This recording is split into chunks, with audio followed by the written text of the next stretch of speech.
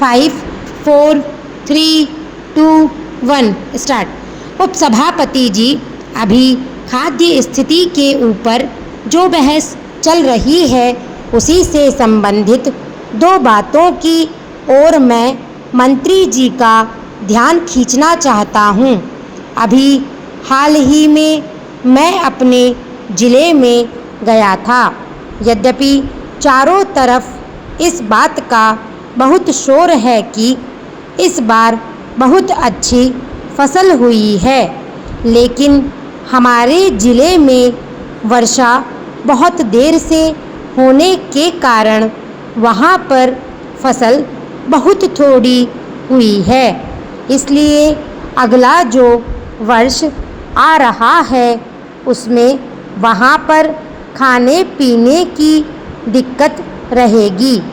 मंत्री जी इसके लिए तैयार रहें और वहाँ पर जो मदद की ज़रूरत हो, जो अन्न की ज़रूरत हो, मंत्री जी उसका उपाय करें। एक दूसरी बात की ओर भी मैं मंत्री जी का ध्यान आकर्षित करना चाहता हूँ।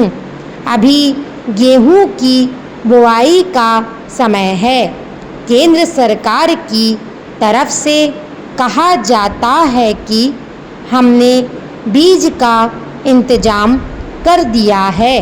जहाँ तक मैं अपने ज़िले के लोगों से बात कर पाया, सभी ने यह बताया कि उनको यह परेशानी है कि उनको गेहूं का बीज बिल्कुल नहीं मिल रहा है और इसलिए इन बातों की ओर मैं मंत्री जी का ध्यान खींचना चाहता हूँ। जहाँ तक खाद्य स्थिति का सवाल है, आज भी इस संबंध में स्थिति बहुत अच्छी नहीं है। खाने पीने का सवाल ही किसी देश या व्यक्ति के लिए पहली चिंता का विषय होता है। अभी तक हमारा देश इस पहली चिंता के विषय में ऊपर नहीं उठ पाया है और इसलिए बार बार इस खाद्य स्थिति के बारे में हम लोगों को यहाँ पर बहस करनी पड़ती है।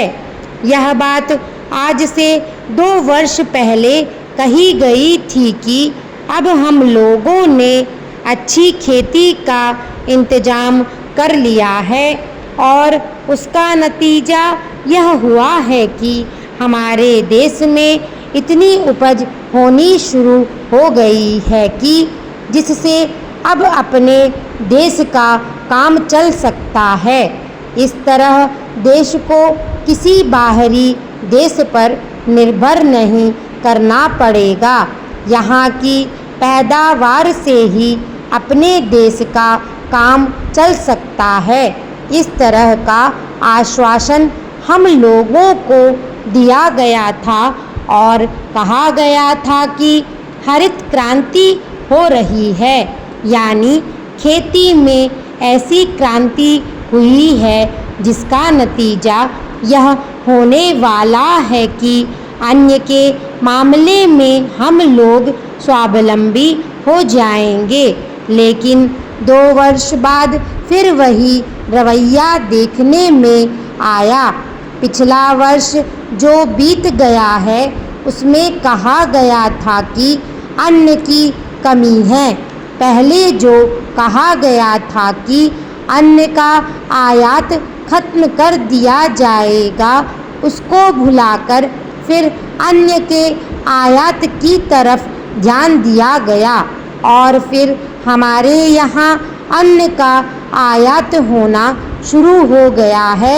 इस वर्ष फिर कहा जा रहा है कि हम लोगों के यहाँ अच्छी उपज हुई है, लेकिन उपज होने के बाद भी देश में खाद्य की स्थिति सुधर नहीं पाती है।